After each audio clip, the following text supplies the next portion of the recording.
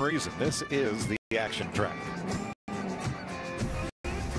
And today, Mother Nature's been kind to us. We're about to start our second hour of practice, final practice for the Monster Energy NASCAR Cup Series.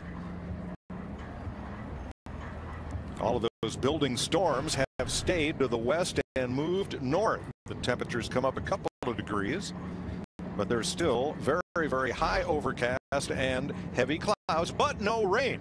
So since we didn't think we'd get one, let alone two practices today, the game has changed. Now what are you looking forward to? Well, I think this is called happy hour, and some people probably will leave here, you know, kind of happy. Okay. But there are going to be some guys that are going to leave here this afternoon confused. I still think this sealer that they put down, the grip strip, it's wearing off. And I think the guys that can anticipate, and they've been here maybe in the fall last year, that can anticipate what this surface is going to be like, are going to be the guys to keep an eye on. Yeah, every time a car is on this track, I love to watch it. But it's got to be frustrating for the competitors this weekend because things are changing so quickly. You think it's going to be right on the bottom, and then all of a sudden, you know, you've got Kyle Larson saying, no, I think I got to go up top. And then he gets in the wall, and everybody's like, no, get back down the bottom. I really don't know how you approach this final practice other than let's see what changes. One thing that changed in the first hour of practice, Kyle Larson, as Jeff said, ran the top, got a little too high, got in the marbles, did a little cosmetic damage to the right rear corner of his Credit One Chevrolet. That has now all been repaired. Little harm done. You know what I think? Roll. He knows he can run the bottom. Everybody knows he can run the bottom. It's the guys like Kyle Larson, a lot of talent and no fear. That's the guys that are going to kind of venture up to the top and see if they can make something happen. Let's join Vince Welch. When I just talked with Crew Chief Chad Johnston about that repair, and he says it was fairly simple, no significant structural damage at all on that 42. So for the most part, cosmetic. He said he would sure like to see some more cars go to the top during this practice. They will go to the top at least portion of this run. It's going to be one long run for Kyle Larson, and then they expect to be done. Jamie? Working on this car, okay. And back here in the 17, he got into the wall in this morning's practice. They thought they were going to go to a backup, but after looking at it, the damage wasn't as severe as they initially thought. They're back here in the hauler right now, working on it. Even Ricky Stenhouse Jr. has tools in his hands, trying to get out there for some practice here, guys. We'll keep you updated on how this unfolds for the 17. Thanks, Jamie. So in an effort to make this a bottom groove racetrack, the Speedway applied a liberal coating of a PS1 product, formerly VHT, that adds, it's a traction compound. It's commonly used on drag strips and short tracks to work in a second racing groove. Track Bite is the name of this. It's a very thick, flat black liquid that's sprayed on the track, sets in there, and is designed to make this a viable racing groove, and boy, we did it. I love it. Everywhere we go, we're looking for multiple grooves. Hey, where's another lane that we can get a car, you know, to get side by side and three wide racing? But no, not here, Bristol. What we love here as fans is right there, that car right on the bottom, glued to the bottom, and that bump and run, the shoving, the banging, the drama, and the tempers flare, and that's what makes this place so wild. Because last year, when the top groove was the fast way around, you could dive to the bottom, go in side by side, and pass somebody. Okay, that's exciting. But when the bottom groove is the fast way around, the only way to pass somebody is to move them out of the way. And that's what the fans find exciting. This is Chris Buescher. trouble already. Damage to the right rear. I think guys just ought to go ahead and leave that alone, because I think there's going to be a lot of cars that have that similar damage. Yeah, fix that after practice. Yeah, but Mike, this place, everything happens so fast here. Look at this 37 car. He's coming through the corner, everything's fine, and then all of a sudden, right there, the car does a little, you know, juke, and the back end hits the wall. Almost got Kyle Busch. Close. Almost. Everything here is close. That's true. But Jeff, you know, you run around this joint in 15 seconds. Kyle Busch just ran a 14.98. Yeah, that getting ready to race. That almost looked like an overreaction there. He thought it was going to come all the way around. He caught it quickly and unfortunately sent him to the outside wall. Ride with Ryan Blaney. Bill Goldberg's going to introduce the top 10 starting drivers on Sunday, and Bill signs his autograph with his name, and then who's next? You know, because he was a big-time wrestler and pro football player. That's a good question. And that's what we're wondering right now. You know, we've seen Stenhouse into the wall. We've seen Kyle Larson. We've seen the third, you know, one of the Tad Geschechter's cars. Who's next? I don't know, but you said you were riding with somebody. I don't want to ride with anybody. We were riding with Blaney, and I now just don't with see Kevin Harvick. I don't see anybody out there that I want to ride with. Now, you just saw Xfinity Series qualifying here on FS1, and 7 drivers to put on your fantasy list for tomorrow. I think some of those drivers who are in the Xfinity race and the Cup race on Sunday, I tell you, like Eric Jones. Yeah, like Eric Jones. I think that those 7 drivers are going to go into tomorrow's race with quite an advantage. I think Kuich really helping is this guy right here. Yep. This guy, he's running both races. He's creeped up on it all day long. He was pretty good in the. He wasn't very good yesterday. Pretty good this morning, and now he's at the top of the board. I just think that car just keeps getting better and better, or he gets more comfortable. I'm not sure which, but they're coming together. This is somebody that we've been watching a lot. He's been pretty exciting in practice and all year long, Ryan Blaney. And it does seem like his car starts really loose. But boy, is it fast as the run goes on. And we've seen him continue each lap to just get faster and faster and faster. If he doesn't end up like some of the others we've seen with the back end of the wall, he's going to be one to watch as well tomorrow. You know what bothers me when your car's a little loose on those starts and restarts? If you have to, you know how close you run here, right on the guy's bumper. And if he has to get out of the gas a little bit, you hit him and he spins. So that bothers me a little bit when a car is loose on the in the get-go. Well, it provides an opportunity certainly for somebody to take advantage of that. Boy, that's what you do as a competitor. You try to find the weakness of somebody, try to find your own strengths, and sometimes the weakness of others is your strength. Yep.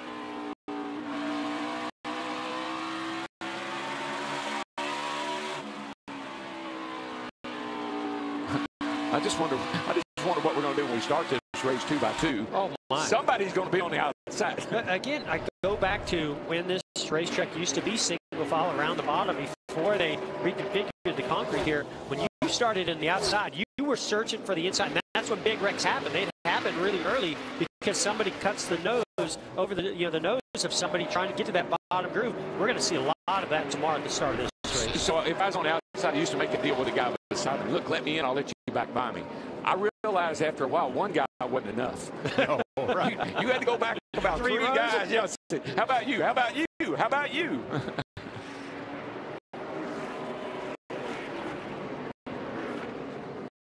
Denny Hamlin having some throttle issues, we understand. Sean, the turbo just hit me on the top of my foot. Pedals are green other than that. I can't get full throttle. I'm pushing all the way down the hook. It's on top of my foot. Huh. I really wonder if they made a change or an adjustment to that throttle pedal for this weekend's race, because usually they've got all that mathed out at the start of the season. But basically, there's a toe strap that your foot sits in, and that's if the throttle sticks. You can pull up on your foot when you let off the throttle, and you release that throttle so it doesn't stick. And it sounds to me like it's just getting on top of his foot and irritating him a little bit, and not allowing him to get full throttle comfortably. Yeah, you know, a lot of times, Jeff, back in the day, we would have the carburetor set up where when you qualified, when you put the gas down, it went wide open. I mean, just that quick, so you'd be in it quick. Let's go to our Ford cutaway car, and it doesn't actually have that toe strap that he was talking about, but I can show you on it by looking at the throttle pair. There's a throttle pedal right there. What Denny's talking about, it's essentially like a bracket that goes above that, and his foot goes up under there. That way, if the throttle sticks, he can pull it back with that toe strap. And I just wonder if maybe they had a discussion over the off week of saying, you know, that toe strap, to me, there's too much of a gap there. I need it closed up, and maybe they closed it up a little bit too much. And what you find in the shop is a lot different than what you feel when you're actually on the racetrack. Yeah, I mean, in the shop, you're not going around a high bank turn like you are here, so it makes a big difference. Look at this, Ricky Stenhouse Jr. back out on the track. Yeah, he didn't make many laps. It was very, in fact, I don't even know if he got fully up to speed, Jeff. Well, I will say this, prior to that incident happening, the run before he got loose and got in the wall, he was really loose. So, you know, I'm wondering if they tighten this car up any from that run. Jamie? And the team did a great job. The car looks good. But, Jeff, to your point, nope, he said it is so loose, no grip, absolutely at all. So he brought it right back in. They're going to try to tighten it up, make some adjustments on the 17. Brian Patty is crew chief. You get down there and get a hammer and beat on a little bit. Maybe that'll help.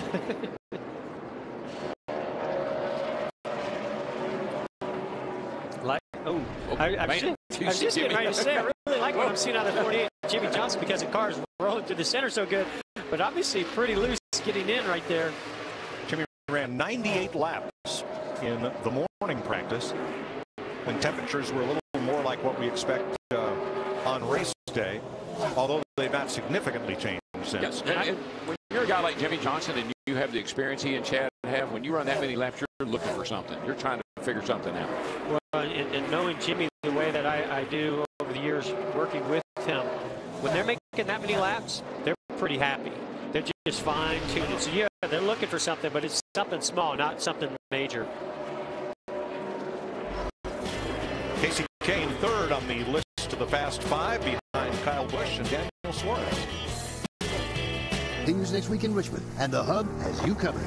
We all know short tracks equal short tempers, but we the perfect recipe for one great radioactive. Then it's going to be a week of surprises. Danica Patrick kicks things off with a new paint scheme, unveiled live in the Hub studio. Joey Logano has a surprise for a family in Bristol. And the newlyweds, Dale and Amy Earnhardt, receive a special wedding gift from Nationwide Children's Hospital. That's all next week on NASCAR Race Up, Monday through Thursday, 6 p.m. Eastern, only on FS1. Well, kicks off on Monday. Austin Dillon is the guest, and don't miss Radioactive on Tuesday when Eric Almirola stops by. There's Austin Dillon, 18th on the speed chart, but 5th among the best 20 consecutive laps, 7th on the best 15 consecutive lap chart. That's the kind of hat you wear, right, DW? New Era? You like those New Era hats, flat bill? I like a bucket hat. I really get deep in my head. You can't see nothing but my eyes when I got a hat on. You like to pull it over your ears. All the way down, right? baby. Yeah, all the way down. The only flat brim hat for folks our age is a Panama. It's not a. Now, we've been watching this shot a little bit this weekend, and the thing that you have to take into account, look at the size of the wire on that right rear spring. That is not a small spring, and look how much it's still traveling. That's the kind of loads and banking that you have here at Bristol. Occasionally we see sparks coming from the brake caliper, the brake rotor. Is that like a semi-metallic material in the pad, or is that something else? No, that's exactly what it is. But we saw that yesterday, and that's one reason they added this hose. Jeff and I were talking about that during the last practice show, is just try to cool those brakes a little bit, because the heat off those brakes transmits to that steel wheel, which goes to the tire, and that really hurts the air pressure build up. You don't want that pressure to build up a lot in that tire. Yeah, Larry, plus we have the interliner on the right side here, so that makes even build up even worse. Paul Menard tops the most laps run in this practice session list, with coming around for 45. All of the Richard Childress cars on that list. Yeah, we were Larry and I were with Richard last night. We did a little show with him, and he's so confident. He really feels like his teams are better than they've ever been, and they're right on the verge of course, Newman winning Phoenix, and he thinks that Austin is going to pull a win off here before long. Pretty confident, wasn't he, Larry, last night? Yes, he was, and I think what they've decided with this car here, Matt Borland, is this is a long run. He's the only driver that's run 30 consecutive laps. Now Austin Dillon in the 3 has run 30 consecutive. Nice to see there isn't much fall off, about 0.4 of a second in that run. Now there is the car that Chris Buescher edged into the wall. You see a little bit of right rear damage there, and it looks like that one is going, well, I was going to say to the hauler, but no, it's going to the NASCAR inspection station for now. Yeah, well, maybe they're going to see if there's any other damage that could affect the car. Otherwise, I think they may try to fix it. Dale Earnhardt Jr. currently 9th on the speed chart. Jamie? What a run he had here a year ago. Came from 2 laps down to finish second. So far today, you saw some sparks there. Junior just went back out on the track after making some adjustments. He's just saying the car is really hard to drive in this practice session. The right rear is chattering a lot, and really better. Jimmy, what I think I'm seeing is that the grip strip is wearing out, and the stuff that was on the track is starting to lighten up a lot. That means these cars are going to be loose, I think. And I think guys that are probably struggling in this session are because their cars are loose because they don't have the grip that we had earlier. And you can just see the challenge that Dale Earnhardt Jr. is having right now. We're seeing that with a lot of competitors, but he's having a hard time even keeping it down in that lower groove. Every once in a while, the car just steps out. We saw some sparks flying off the left front there. They've obviously got the car down and sealed up to the racetrack, but really difficult conditions right now to drive in, and Junior's having his hands full. Kyle Busch, Daniel Suarez, Casey Kane, Chase Elliott, Jimmy Johnson are the Fast Five. Viagra single packs. So guys with ED can take Viagra. Kane has the best 10 consecutive laps, the best 15, and the best 20 in this practice session. Yesterday was not so kind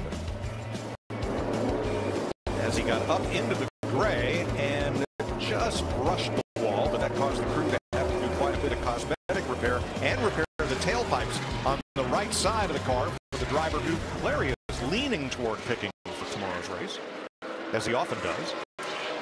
They don't pay anything for practice. But let me tell you, a car that they're going to have to replace more than a rear quarter panel on this 17 car. If they don't tighten this thing up, because I'm telling you, that car is out of control. Watch this.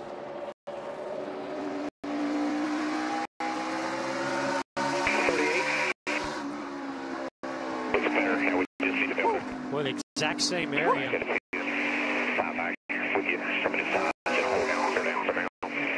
And you know, this gets really frustrating for a crew chief, I know, especially because what you want to see as a crew chief, you need to get some laps, you need to get some heat in the tires. But you know, the driver is struggling just trying to make a couple of laps, so he's getting frustrated. You're frustrated because you feel like he needs to run 10 or 15 or 20 laps to really get a good feel for it, and now you're kind of going back and forth figuring out what do we do to get him comfortable. Chase Elliott's in the Fast Five. He has the 4th quickest lap of this session. He's run 29 laps so far, Vince. And he and this 2014 crew chief Alan Gustafson continuing their strong start to the season. Pretty good race car here for the 24 in this final practice, keeping up good pace. Mike, as you mentioned, 4th quickest so far. He said it gets freer as they run, but Chase made the comment, I think it's going to need to stay that way because the track is going to continue to get tighter and tighter as the day goes. And Mike, all 4 Hendrick cars are in the top 10 right now, and it's kind of something I've seen a pattern with these guys. They don't always qualify. Great, we didn't have qualifying yesterday, but when they get ready to race, those cars always seem to be able to come to the front. Their race package seems to be pretty darn good. Now, we saw this earlier in practice where Kyle Larson said, you know, I think this top groove is something I'm going to be doing in the Xfinity race. He's on the pole for that race. Something I'm going to need to do in this race to make some passes, save the tires, and it didn't work out so well for him in practice earlier, but here he goes again. You know what that is right there? That's a lot of talent and no fear. And a lot of patience for somebody that doesn't have any fear. You know, they'll probably get that top groove worked in the Xfinity race today. Be interesting to see how it develops tomorrow. There's Kyle Busch. That right there is one of those times when it's the guy on the outside, he's not sure if you're going to try to dive in there or not. Boy, that uncertainty right there is what gets you in trouble. And that car on the outside is a rookie, as it was, Corey LaJoie. Yeah, you know, you'd like to cut it down, but you're not sure if you should or not. I don't know. If I look in the mirror and I see Kyle Busch or Ryan Newman coming, I'm getting the heck out of the way. I'd be sure. Hey, guys, he's still going. Jimmy Johnson in that 48 car, 57 laps. But, guys, over the last 25 to 30 laps, he continues to stay in the 15, 60s, and 70s. It fell off, and then it stabilized. And Larry, when I hear that, my first thought is, if we don't have any caution, if this thing goes green for a long time, that will wear your butt out. I'm telling you, up on that wheel run, those kind of speeds in this treacherous racetrack, it's physically and mentally hard on you. He'll probably go run 35 miles on a bike after practice. One of the hardest I've ever worked is in this race last August, driving that 88 car. My heart was pounding. With Kyle Larson, and he is doing something nobody's been able to do here at Bristol all weekend. Work in a second groove on the high side. You see the right side rubber getting laid down there up high below the marbles, but way above the grip strip. Yeah, you see this groove he's in right at 42 right now. He's in that groove in this line right here where it's starting to darken up. And that just means they're laying a little rubber down up there and making that a usable groove, which is Kyle Larson is trying to get people to get up there and help him. Well, he's finally gotten one taker in Ty Dillon. You see Jimmy Johnson run a little bit higher. Now, once it takes more than one car to get up there and build some momentum and some rubber laid down on that part of the track, you'll see more takers. That's a great sign. Vince, what do you have on that? Yeah, that's exactly right. They believe that you're going to have to run that top groove on Sunday in the race. And so at least at some point, you're going to have to run it. It's not going to all be on the bottom. So if Larson can get up there and help bring it in and have an understanding of how his car reacts up there, then that's a good sign. This is a long run for them. It's about 50 laps at this point. They ran the first half of it or so on the bottom, and then he moved up toward the top. He says he's experiencing a little bit of brake shake, but no other significant complaints from Kyle Larson. Jamie? And Jimmy Johnson, you guys have noted, he has been out there this entire practice session. You see him move up a little bit. Well, his crew chief, Chad Canals, took note of the 42 moving up there and said, hey, Jimmy, if you want to move up there a bit in the dark and see how the car handles, he said, or you can stick with what we're doing. And he immediately moved up. So obviously pretty happy with the 48. You know, Jamie, the other thing that I think Chad Canals and Jimmy Johnson are trying to find out here, making this long of a run, it just completed 75 laps. We saw a little bit of left side tire wear here yesterday. So you make this long a run, they're to half of a fuel stop now. So also, yeah, you can see what the lap times do, but you can see what the tire wear does. 76 laps now for Johnson. I'll tell you what this reminds me of. Remember Ron Bouchard, who won a pole here, I believe, in his rookie season in 1981. At his home track, Stafford, Connecticut, where they're running the Spring Sizzler this weekend, Bouchard would be the only modified to practice on the outside. Everybody else would be right down against the bottom. He'd be on the outside because that's where you had to go to pass people. Yeah. And he won a lot of races there that way. Yeah, I think, Mike, it makes sense. Go where they're not. I mean, you know, everybody's hovering around the bottom, fighting, wrecking each other to get on the bottom. If you can make some moves around the outside, you're going to pass a lot of cars. 77 laps for Jimmy Johnson, and he brings it in. 25 minutes to go in final practice for tomorrow's Food City. But Larson's out here just doing his darndest to get that high groove, middle groove worked in. Want to make that work, huh? Yeah, we're just trying something here. But he's been out here for about 16 laps, just consistently running that 50, 60, 70% line. Give him an A for commitment. Going down swinging. Good call. And today, Kyle Larson, one and done, one run and done, but it was 59 laps. You tried the bottom, you tried the top. How do you assess the car as you put it up for the day? I think it's really good. I felt pretty good on the bottom there. I could run teens and 20s, was maybe a little off of some of the good guys down there, but I felt pretty consistent.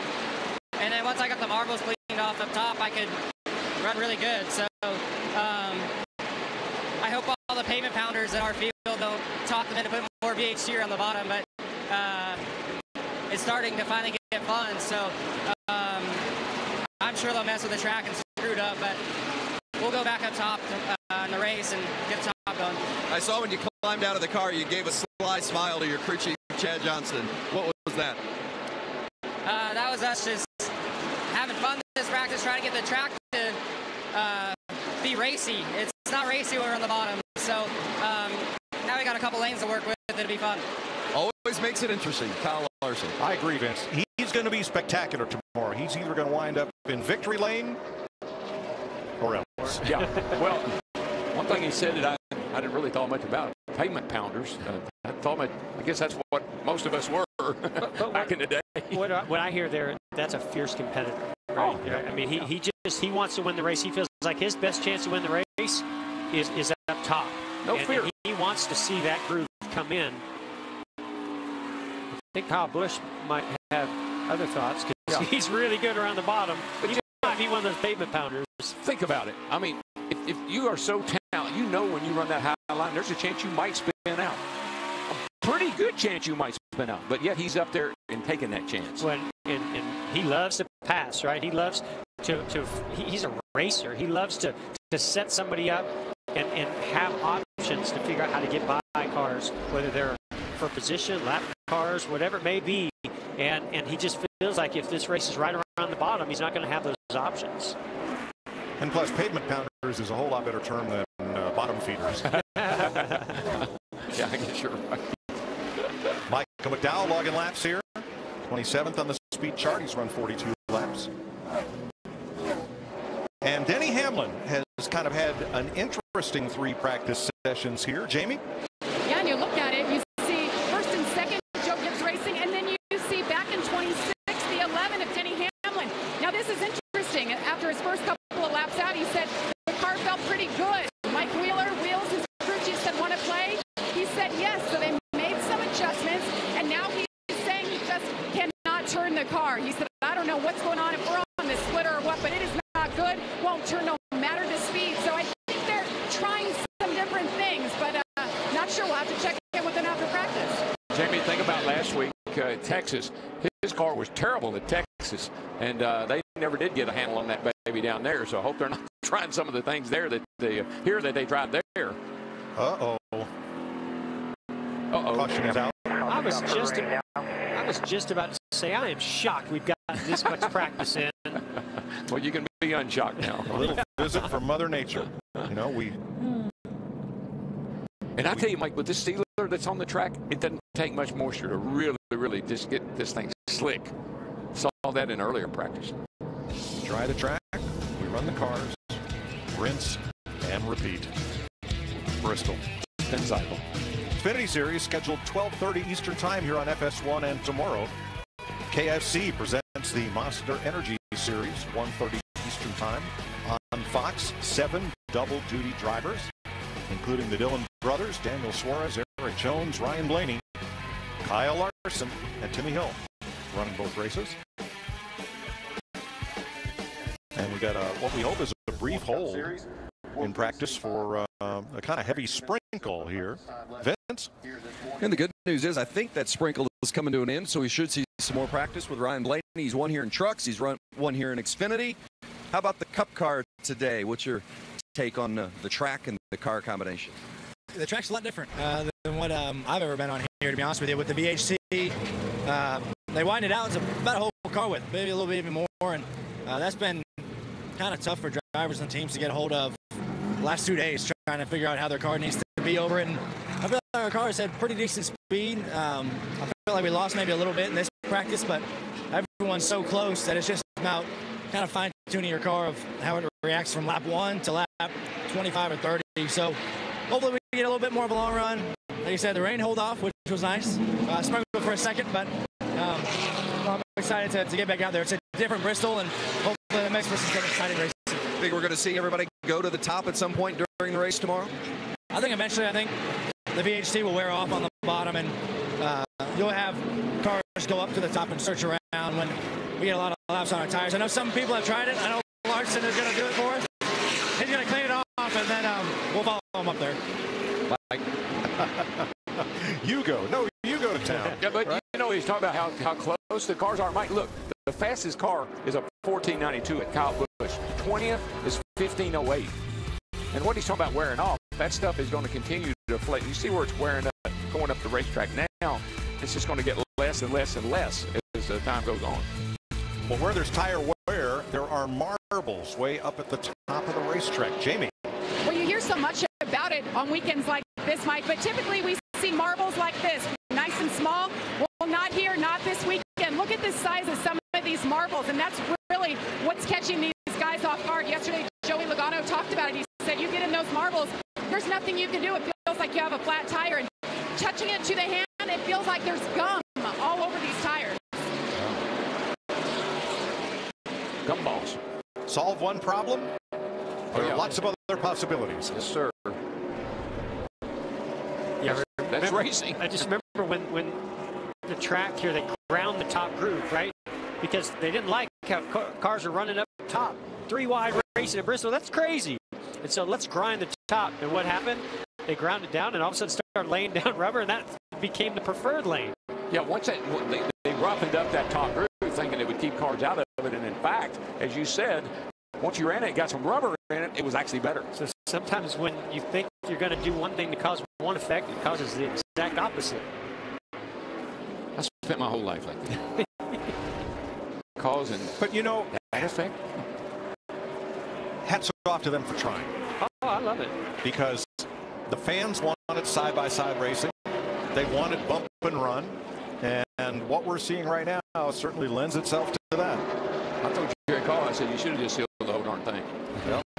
And I don't so much mind bump and run racing. I mean, that's a staple of short track racing. Where I have a real problem is when it becomes bump and dump racing. Yeah, I have no tolerance for that. Nobody likes that. Well, I know a few short track drivers that do, no names. Some could apply it better than others, but well, I got tired of buying rear bumpers. That's not real racing to me. Nope. Real racing is when you go in the corner behind a guy, you dive in the corner and you come off and get under him and pass him. That's clean. There Set you go. them up. Yep. Well, Ty Dillon is following along with Kyle Larson and working that top groove in, so Kyle's not the only one up there. Here he is. And that car looks a lot more stable than it did earlier in this session when he was trying that. Yeah, it seems to take a little bit of time to clear the marbles off. Speed staying up a little bit. Get a little rubber laid down. You can see they keep diming in the racetrack, going shallow, then drift up to the middle. Yep. Going to hook that ground area and then turn back off of it. Guys, I've been watching Eric Jones in that 77 car, and it appears they must have put some fresh tires on him because he just jumped way up the practice sheet to 5th. And this right here will be his 5th lap of this run, so it's almost like with 11 minutes to go, they elected to put fresh tires on this car, and let's make a long run at the end. So, Larry, I'm curious. They have 4 sets of tires for practice. You have to start the race on the tires you qualify on, but we didn't qualify. So what tires are going to be on that car when the race starts? Well, you have 8 sets total, including what you would qualify on. If you don't qualify, then it's a set of stickers, which is included in those 8 sets. There were several teams that were to start practice in the penalty box. However, due to the rain all day yesterday and pending rain today, the penalties were not waived. They've been postponed to next week. Suspended in the sky.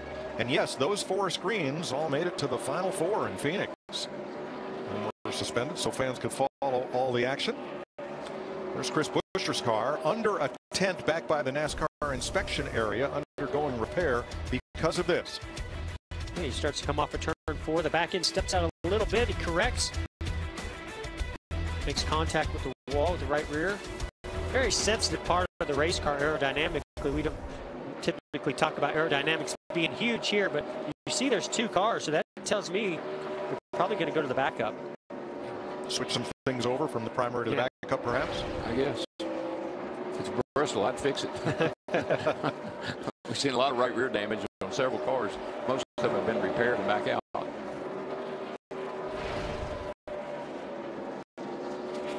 But then there are times when you do that and you say, I don't like this car anyway. So, well, the biggest, yeah, maybe, but the biggest concern I would have is just track position. I think at the start of this race, when they're starting double file, it's going to be huge. Those leaders are going to come up on the back of that field very quickly. Sure, always.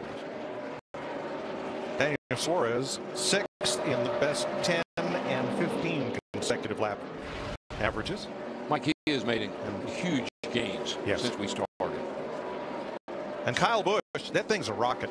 Oh, it is. I really don't know how he's not at the top of all of our averages. Every time I watch this car, the car just sticks right to the bottom, cuts the middle so good, drives off the corner. He's passing everybody he comes to.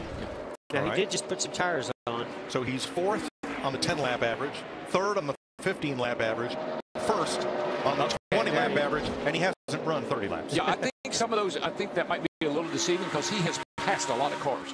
Yeah. He's one of the few guys I see go out there that passes, gets by, past a lot of cars. That's a good point.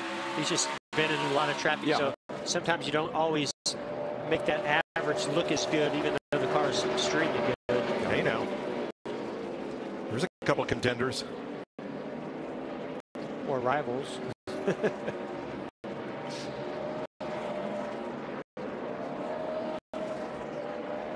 All right, 5 minutes, 45 seconds to go in final practice for tomorrow's race in Thunder Valley. Just today, the best averages, and what I want you to note is how little fall off there is from 10 to 30 laps, only a few tenths.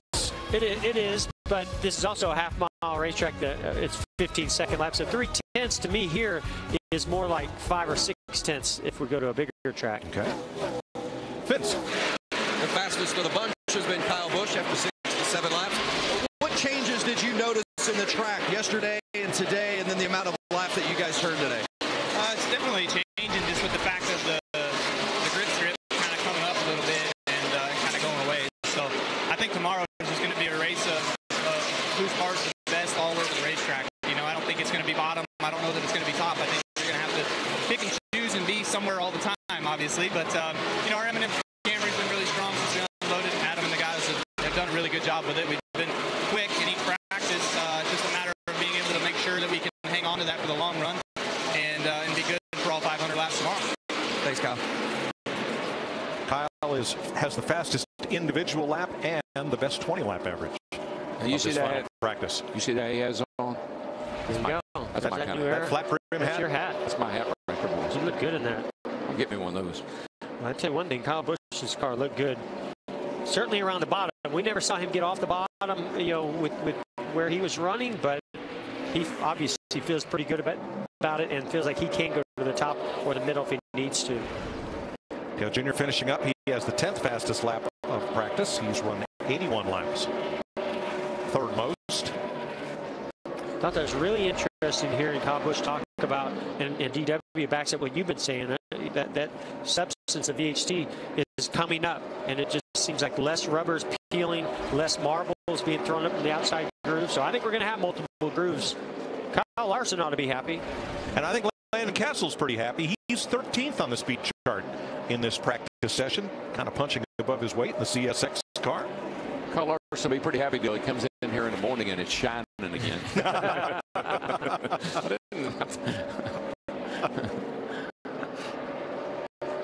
Payment pounders, man, they get on my nerves. Matt Kenseth's position matches his car number after 71 laps. It's been a bit of a struggle to the start of the season for Matt Kenseth, but I think they're due. I think that run, that performance where they're going to be up front battling for a win is coming soon. And don't forget Trevor Bayne. This is his home track, and he had a top 10 finish here last year.